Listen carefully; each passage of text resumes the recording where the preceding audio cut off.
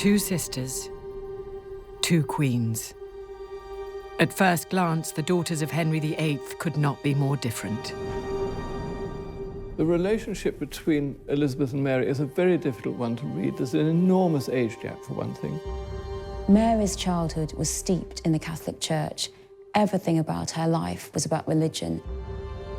Elizabeth had a Protestant upbringing, so Mary seemed probably somewhat old-fashioned, diametrically opposed to her on issues of religion. Tudor society at the time of their rule was ill-equipped to accept a female sovereign. England is a patriarchal society. Women are believed to be ruled by their emotions rather than reason. They're very much the weaker sex. It was believed that they were incapable of ruling as effectively as men. One's reign was short, the other's long. One was Catholic, the other Protestant. One was allied to Spain, the other's greatest triumph came in defying them. There's no doubt that Elizabeth gets to learn from Mary's mistakes and borrow from her example. Elizabeth's decision not to marry is a pragmatic and calculated decision. She's seen how wrong it can go with Mary. Is the kind of queen of spin before spin was invented. And one of the things she was so successful at is erasing Mary's legacy. Many people forget the fact that actually Mary was the first crowned Queen of England. One was reviled as Bloody Mary. The other was celebrated as Gloriana, the Virgin Queen. But more unites these half-sisters than many realize.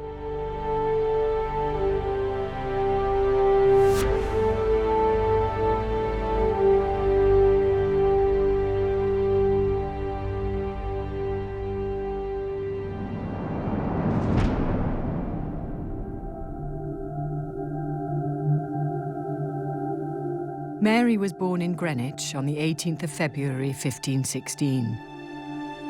Her mother was Henry VIII's first wife, Catherine of Aragon. Catherine of Aragon was the aunt of the Holy Roman Emperor. She was a Spanish lady.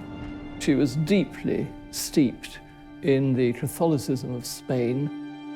Catherine of Aragon had come from a family of very impressive women. Catherine of Aragon's mother, Isabella of Castile, was a real warrior figure, and she educated Catherine of Aragon and her children essentially on the battlefield. I mean, she was very, very keen on educating all her children, male and female. And Catherine of Aragon was one of the most educated, accomplished women in Europe. Although not the hoped-for son, Mary was a relief to her parents. They had been married almost 7 years, but a series of miscarriages and stillbirths had denied them heirs. Mary was proof they could have children. With Catherine only just 30 and Henry even younger, there was still hope that a younger brother would one day join Mary. As a child, Mary was fair and ruddy-cheeked, just like her father. Henry loved children and doted on his daughter. She had the finest education a girl could expect at this time. Mary, as far as Henry was concerned, should be brought up to be a good wife. But actually, Mary's mother, Catherine of Aragon, didn't want to settle for that. She was brought up very largely by her mother to be a Spanish-speaking, Spanish-believing Spanish Catholic. She's surrounded by an army of attendants, the best tutors. She's brought up to be able to dance, to sing. She's extraordinarily accomplished, even by a very young age. It's not really until 1525, when Mary is sent to Ludlow as the de facto Princess of Wales and goes to rule Wales effectively for her father, that she gets a proper formal education in things like Latin and Greek and strategy, the things you need to be a monarch. Mary's education stood her in excellent stead. She believed that she was just as intelligent as any man. She believed that she had the abilities, the intellect of her father, and also the reflection, the consideration, and the religious knowledge of her mother. Above all, her education was preparation for her future as a royal bride. A princess was a valuable commodity in 16th century Europe. Arranged marriages could make or break treaties and alliances. They could change the course of history. If you were a king in the 16th century and you had children, they had two functions. If you had a son, his function was to succeed you and be a strong male ruler. If you had a daughter, she was a bargaining chip. And Mary was quite a valuable chip to put down on the gaming table. Every time Henry VIII decided to make a peace treaty or a trade treaty with another monarch, he usually said, "You can have my daughter, she can be your wife." And she was an incredible prize. She's betrothed a number of times to different Valois princes. She's married into the Habsburgs a couple of times, but it's really just a political dynastic maneuver. It's not necessarily going to be set in stone. The first time she was betrothed was about 2, so young, but it was a symbol of an alliance. And so right from a very, very early age, she was this pawn in a game of European diplomacy, really. During Mary's adolescence, her life would change forever. In 1625, her beloved mother Catherine turned 40. It only confirmed what had seemed likely for some time. She would never give Henry the son he desired. Henry had a fanatical desire for a son. He was fixated on it, but you can understand why. He'd been married since 1509, since the very beginning of his reign. So that was several years of disappointments. And we must remember, Henry VIII was only the second Tudor king. He had a job to do in securing the dynasty. It's important that we think of the Tudor dynasty without hindsight, and we understand that for a long time it was quite precarious. Henry was surrounded by enemies. Scotland, Wales hated him, Ireland, France, Spain, the Holy Roman Emperor. They all were vying to get their hands on the throne. Everything depended on succession. The main job of a monarch was to preserve the dynasty, to pass on the dynasty, because otherwise there would be civil war. It's very important to Henry that he not only has a male heir, but that he hopefully has 2 or 3 of them. He became so obsessed with having a son that it cancelled out everything, anything and everything. His whole mind was focused on having a child. There was nothing else that mattered.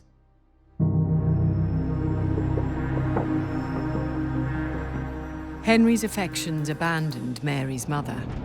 He had become obsessed with one of the Queen's ladies-in-waiting, Anne Boleyn. The king had taken mistresses before, but never like this. Henry fell passionately in love with Anne. He was convinced she would give him a son. He had to marry her. Catherine had to go. Catherine and Henry had had a very happy marriage for 20 years, but once she was beyond childbearing years, their marriage really did fall apart. Henry became obsessed by the idea that he was cursed, and he blamed the fact that Catherine had been married to his brother, who had died before she'd married to Henry. Henry decided that this particular verse in the book of Leviticus meant that his marriage was incest, and that he should therefore be allowed to declare that the marriage was null and void, that it had never taken place. There were tremendous argy-bargies about it between the various ecclesiastics involved. Catherine refused to cooperate, and the Pope was unwilling to grant an annulment. The process dragged on for almost a decade. The adolescent Princess Mary was caught in the middle. Determined to break Catherine's resistance, in May 1531, Henry banned Mary from seeing her mother. They could see each other, the king decreed, only if both declared their support for the annulment. It was a cruel thing for Henry to impose on a daughter he had once doted upon, and it was ineffective. Catherine still did not bend. This is heartbreaking for Mary. Mary had a very difficult adolescence anyway. She was often ill, she suffered from low spirits. So the fact was, her father was trying to declare her illegitimate. He was trying to divorce her mother and really push her aside and push her, it seemed, out of the line of the throne. So nothing could have been worse for Mary, and it really did form the woman she became. It was a profound humiliation, but it was also very, very shocking to these 2 Spanish Catholics, Catherine and Mary, to watch the way out that Henry chose, which was to side with the burgeoning movement of Protestantism something he'd always hated and denounced. So determined was the king to secure his annulment, the formerly devout Catholic Henry broke with the Roman Church. He declared himself supreme head of the Church in England. The new Archbishop of Canterbury, Thomas Cranmer, soon granted him the annulment.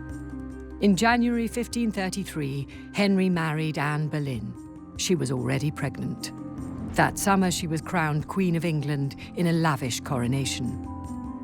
Just weeks later, Anne went into labour. On the 7th of September, she gave birth. Not to the son she had promised Henry, but to a daughter, Elizabeth. Despite this disappointment, Elizabeth was a delight to her parents. She was proof to the court, to England, and to all of Europe that Anne was fertile and that Henry's seed was strong. Surely it would not be long before a son was born to the couple. The arrival of a half-sister was no cause of celebration for Mary. Instead, it heralded a new phase in her humiliation. On the 7th of September 1533, Henry VIII's second daughter was born at Greenwich Palace. She was named Elizabeth after the king's mother and declared the high and mighty Princess of England. But the birth meant demotion and humiliation for Elizabeth's half-sister, the 17-year-old Mary. Mary was now pretty much a forgotten, illegitimate daughter. Henry orders for all of the sort of badges of honour to be removed from Mary and her household. She loses that status. She loses her own livery. She has all of the trappings of a princess taken away from her. Not only was Mary displaced, not only was she stripped of the title of Princess of Wales, she was humiliated by her father. She was made to go and work as a maid of honour in her little sister's court. Elizabeth was the princess. Elizabeth was the heiress. Elizabeth was the one who had the wonderful court. And indeed, Mary was increasingly used as Elizabeth's pretty much lady-in-waiting.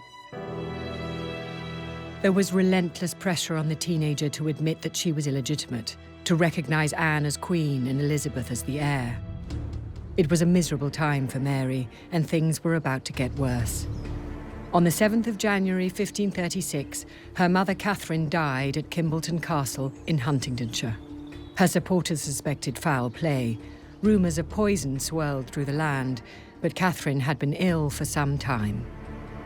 To the very end, she refused to recognise Henry's new marriage. Catherine always insisted she was the true Queen of England. The king had also kept his word. Mother and daughter never met, and Henry's cruelty towards Mary did not cease with her mother's death. He refused her permission to attend Catherine's funeral as well. It was an act of incredible cruelty from her father, but he was a man who expected absolute submission, and he didn't care how he got it. When Catherine of Aragon died, Mary was really the main figurehead for the old religion, as it was called. And so for as long as she stood out and refused to acknowledge her father's new marriage, then the traditional Catholics had an advocate. If she could be forced to submit to Henry, that sort of loose cannon that Mary represented could have been neutralised. At court, the king and queen celebrated the death of Catherine. The infant Elizabeth was proudly paraded in public, but Anne's triumph was short-lived. Within months, she had fallen from favour and power. Accused of adultery, incest and treason, Anne Boleyn was executed at the Tower of London on the 19th of May, 1536.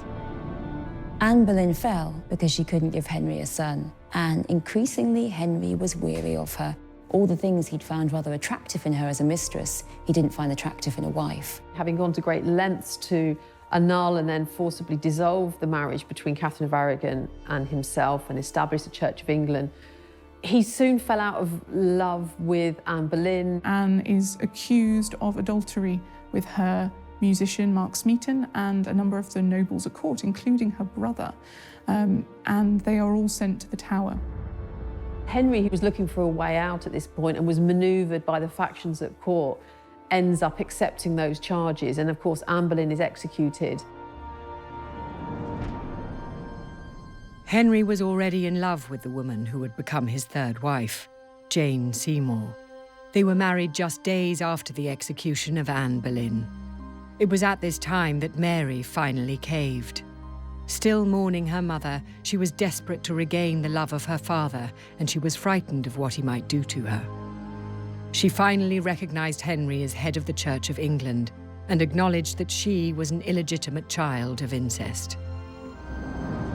Mary regretted it for the rest of her life. The rewards for her sacrifice were slight.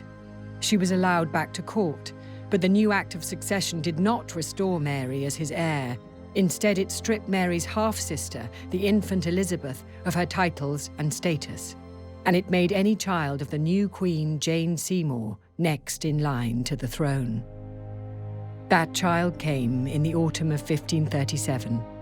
Henry finally got what he had long craved, a son, Edward.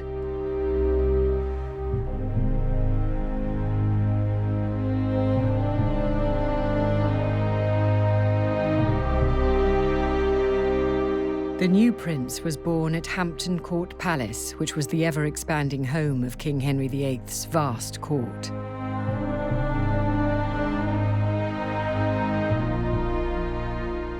He's delighted, he's thrilled, everything has been vindicated. And the two sisters, well, they're pretty much forgotten for him. They're irrelevant, they're members of the court, but he has no more interest in them. The whole court was about Edward. Birth of Edward is actually probably one of the best things that can happen to Elizabeth and Mary because it takes the pressure off them. Edward's birth was a source of unity for the two sisters. They already had their illegitimacy, as Henry saw it, in common, but now they had a brother. And there was every expectation that that meant neither sister would be queen. So if they had felt some competitiveness between them, that surely would have dissolved. Elizabeth starts to receive a degree of education in her own household, and indeed later on will join the household of her half-brother and receive a much better education. And then for Mary, she's invited back to court. So she spends an awful lot more time at court with Jane Seymour. She becomes reacquainted with her father. So her fortunes take a massive upswing. Queen Jane died soon after Edward's birth. 3 other wives would follow for the king over the next decade, but there were no more siblings for Mary and Elizabeth. For the rest of their father's life, they shared the same uncertain status. Henry VIII died on the 28th of January, 1547. A new Act of Succession had passed a few years earlier. Henry's 2 daughters, though still officially illegitimate, were restored to the line. But first would come their young brother, Edward. Edward came to the throne when he was very young, and he had what we call regencies, protectorates, pretty much a succession of powerful men pulling the strings.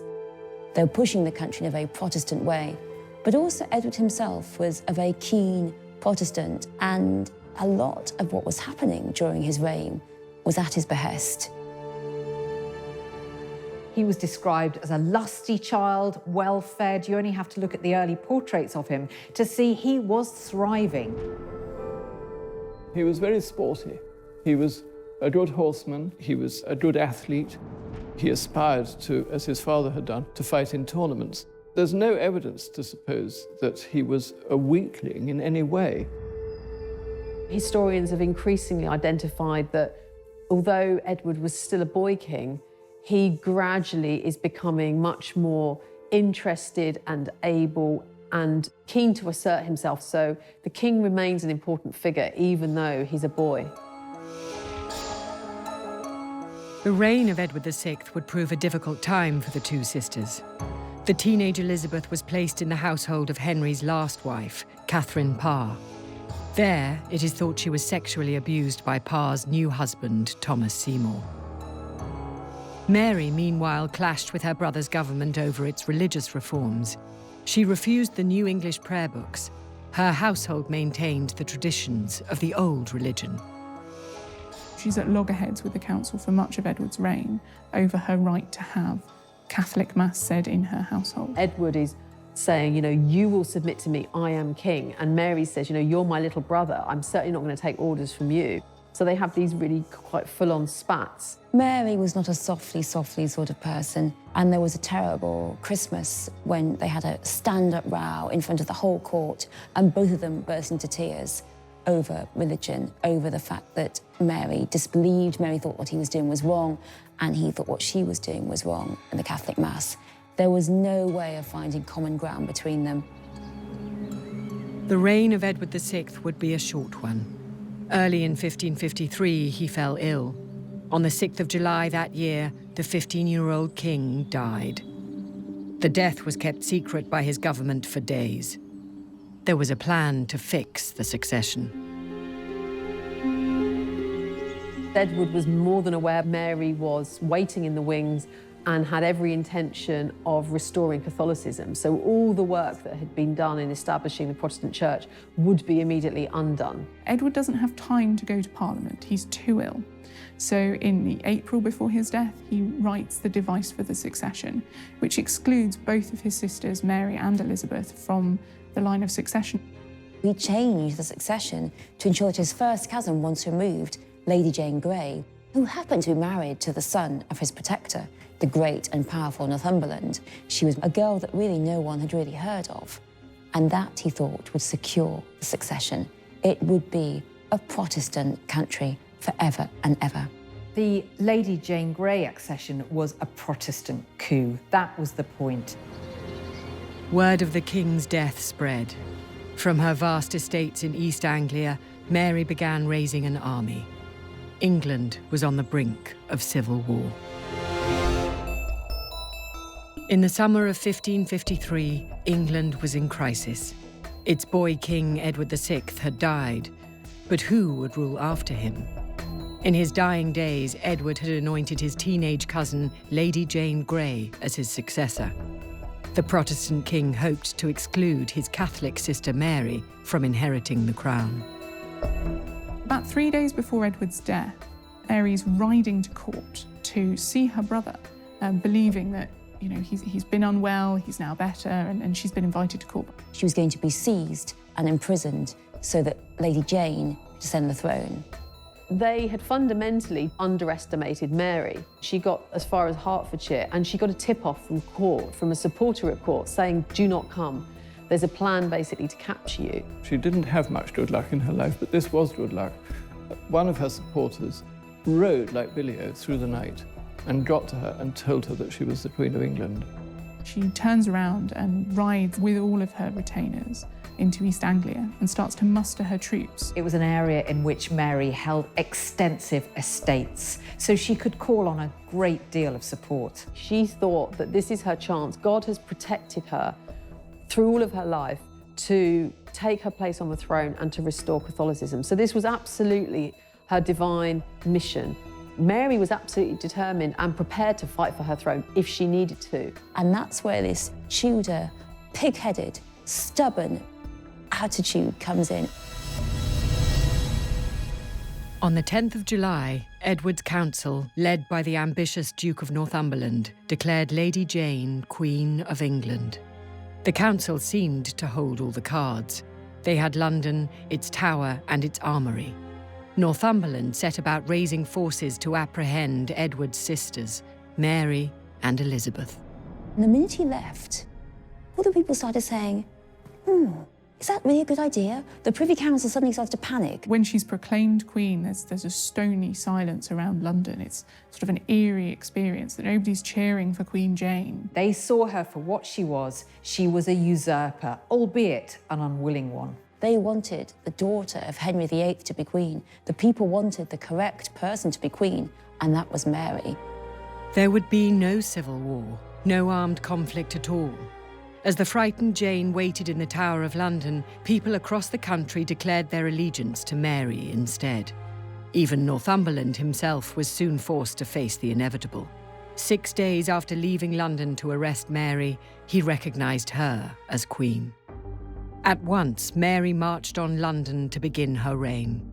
Her sister Elizabeth was left in a precarious situation. She was Mary's heir. She could be an ally or a threat. In early August, Elizabeth met her sister outside London. Accompanying her were 1,000 horsemen. Her gentlemen dazzled in green and white Tudor livery. It was a statement of support for Mary, but also a reminder of Elizabeth's own status and power. Together, the two sisters rode into London. London had been waiting. They'd swept the streets, they'd covered the buildings with tapestries, and Mary came in looking every inch a queen.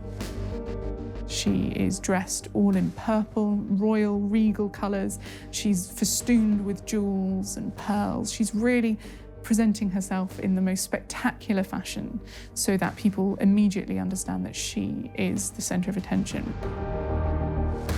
Mary didn't have a stage presence. She was awkward, she was shy, but nevertheless, it was a magnificent spectacle as this rightful queen, who was going to restore unity and peace, came into London, followed by the statuesque, tall, by now strangely ethereally beautiful sister, Elizabeth. Both Mary and Elizabeth had a very keen sense that they were both Henry's daughters. There was a real sort of sense of Tudor legitimacy flowing through their veins. Now, this was a show of solidarity. That's what it was intended as, to show off the strength of the Tudor dynasty. But there was an awful lot more simmering beneath the surface of this display. Elizabeth was above all a politician, and she wanted political influence for herself and to protect her interests. And she knew the best way was to throw herself behind her sister. And when she rode in, yes, it was all about Mary, the Queen, but it was also about Elizabeth behind her, the second in line to the throne. Mary was crowned on the 1st of October. She started as she meant to go on. It was a Catholic service. She made it clear from the outset she wanted England to forget that little blip of Protestantism and return to being a Catholic country. When she comes to the throne, Mass is still illegal. You can't celebrate a Catholic Mass. But over the next few years, she's pushing quite gently, actually, for the reintroduction of Catholic practices. The chief obsession of Mary Tudor was to restore the Catholic faith to England. And it was that aim which determined all her political life, all her foreign policy, everything. They were going back to the Catholicism of her youth. Britain was now a Catholic country, and everyone had to obey that. And if you did not obey that, you would be punished. But if the Catholic faith was to be restored in England permanently, Mary would need a child. For that, she needed a husband. Her choice stunned advisors and the nation. He was to be Prince Philip of Spain, heir to the Habsburg dynasty which ruled much of Europe. They married on the 25th of July, 1554. They had met just 2 days earlier. Mary's always facing a difficult position when she has to choose a bridegroom. She can't easily marry a subject, an Englishman, because he will be elevated above her, so the rest of the nobility won't be happy to follow him. And if she marries a foreign prince, she essentially puts England into the hands of a foreign power. So she's really damned if you do and damned if you don't. Mary had Spanish support when she had been excluded from the throne. She wanted to pay them back. And above all, she wanted to make this great dynasty to be like her mother, the Spanish princess, to marry once more into Spain, create this unity, just like her father and mother. In some ways, it's very sensible. It's a strong dynastic match with a Catholic power. Philip himself isn't a bad prospect either. A very advantageous marriage treaty was drawn up, what we might describe as a prenup these days, which basically said Philip had very little role in government. He couldn't introduce new languages into government. He couldn't, make appointments. He couldn't take Mary out of the country. England couldn't just naturally be drawn into his wars. However, many people feared that a marriage to Spain when Mary was a woman would basically mean England getting swallowed up in the Spanish Empire, and that Philip would end up running the show. Poor Mary never grasped this fact. She never grasped how important it was in the eyes of her subjects and in the eyes of the ruling class, how important it was not to have foreigners ruling England. The horror of England being subservient to a Catholic country, to a foreign power, to a very powerful foreign power who had links to the Holy Roman Empire, well, that was just too much. A plot was hatched to force Mary from the throne and replace her with her half-sister, Elizabeth.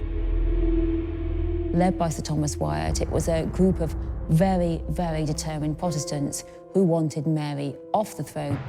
Wyatt gets 2,000 to 3,000 people who are all willing to fight for Elizabeth. But everything else sort of collapses. Nobody else really raises any troops.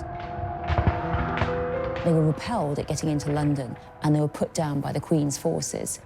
The ringleaders of the rebellion are all sentenced to death and executed very publicly to show the power of Mary's regime.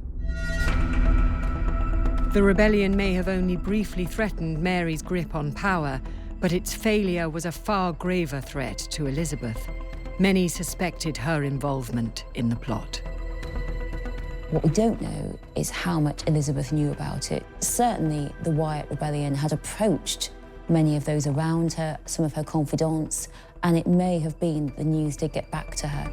It was believed that she was, at the very least, aware of what was going on and had been informed by the rebels of their plan. Elizabeth was in a very awkward position, really, because she was the champion of her father's reformed religion, and she was the figurehead that the more extreme Protestants were going to use against Mary. So she had to play a very delicate game. She's questioned repeatedly by the Privy Council, and she protests her innocence repeatedly and vehemently. Elizabeth was put in the Tower, and she was put in the same apartments that her mother, Anne Boleyn, had had before she was executed. She knows that it's really only a hair's breadth that holds her off from having the same fate. Mary's advisors had a warrant drawn up for Elizabeth's execution, and it said that Mary almost signed it. Her hand was hovering over the warrant when she had an attack of conscience. Mary spared her sister. Perhaps she was moved by the letter Elizabeth sent begging for mercy, or perhaps Mary did not wish to inflame divisions in the country further by ordering her execution. Instead, she imprisoned Elizabeth for a few months before releasing her. Mary, after all, had other pressing matters to attend to.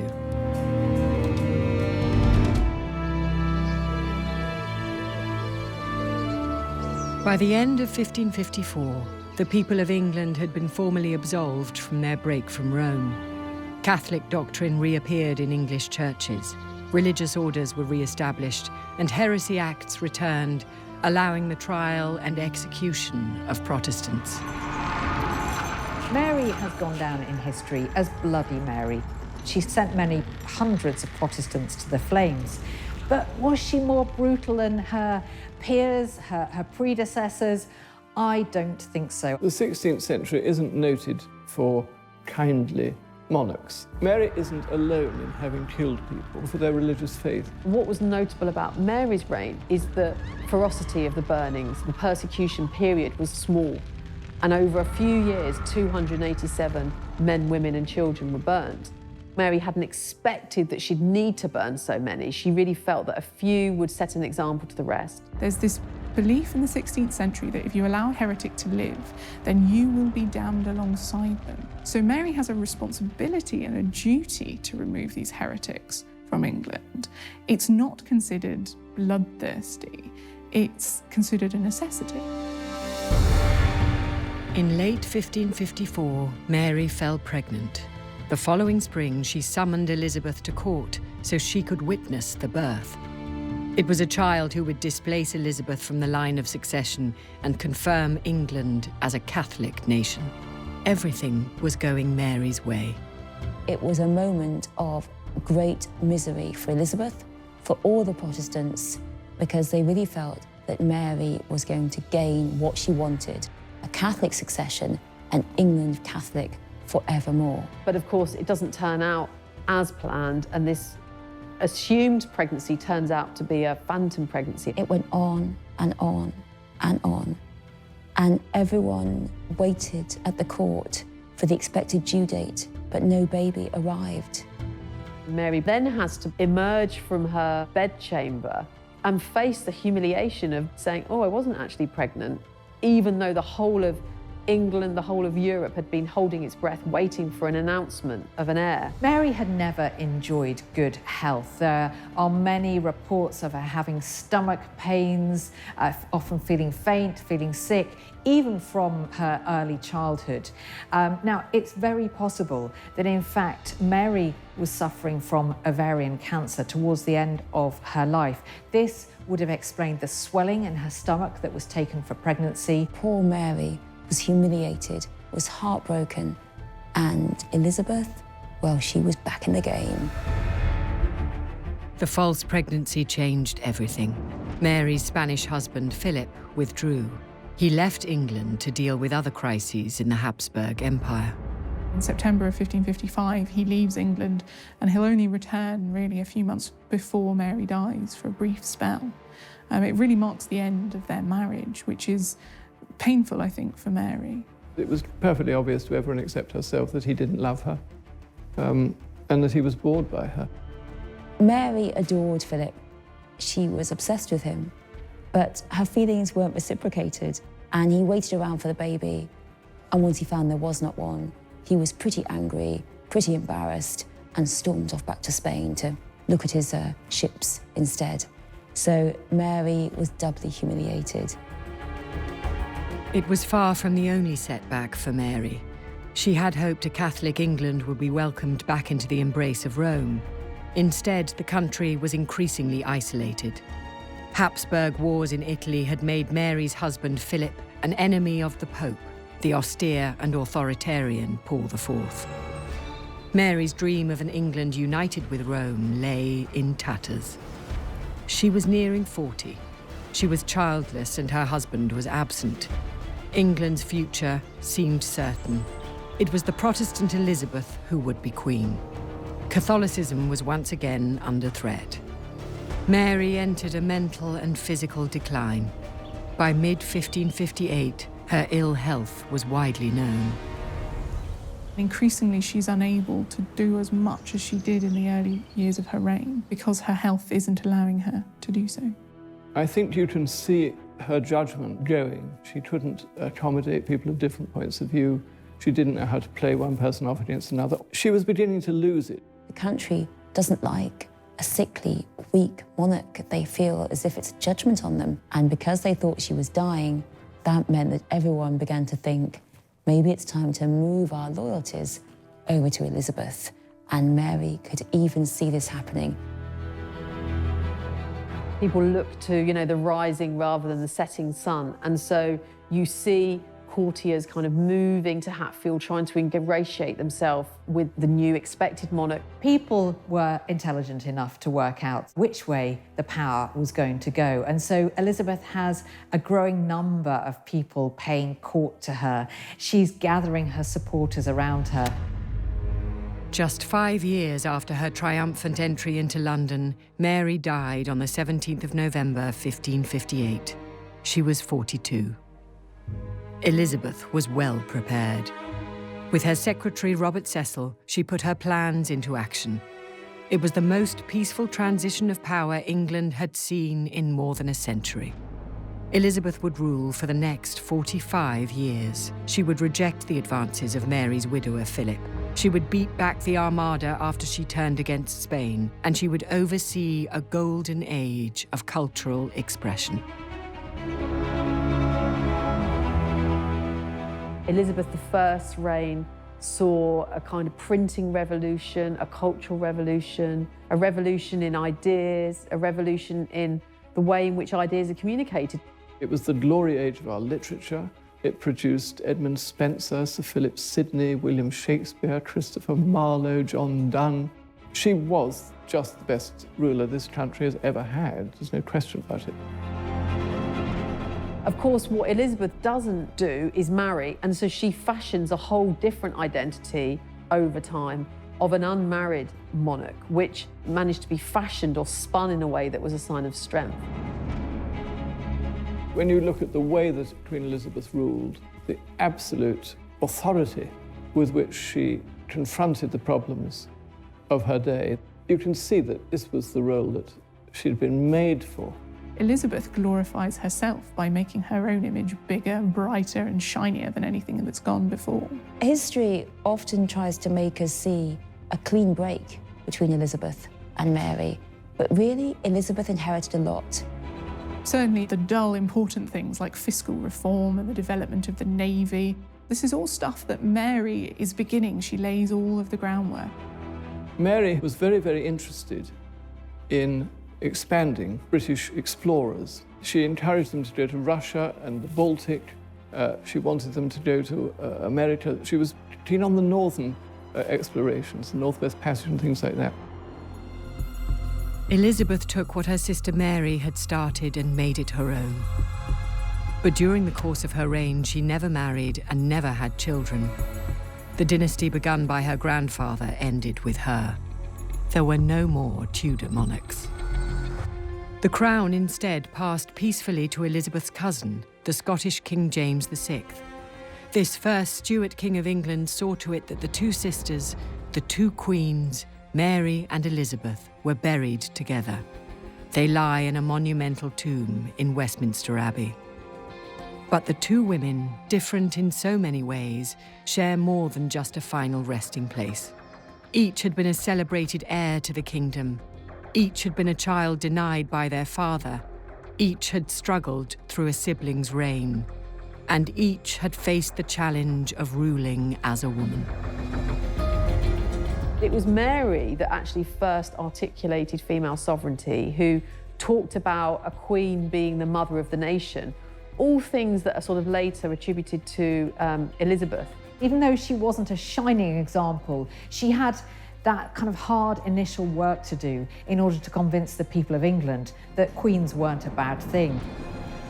Mary passes a law that says that regnant queens have all the authority of kings.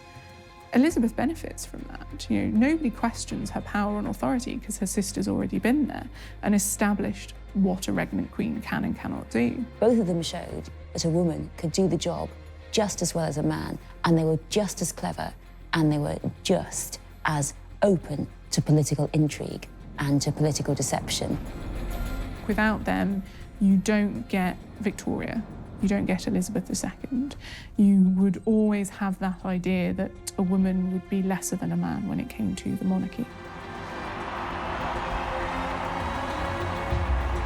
It can be easy to assume when we look at the current British monarch that a queen is commonplace. But the familiarity of a ruling female monarch can be traced back to the groundwork which was set nearly 500 years ago by Mary and Elizabeth, two extraordinary sisters.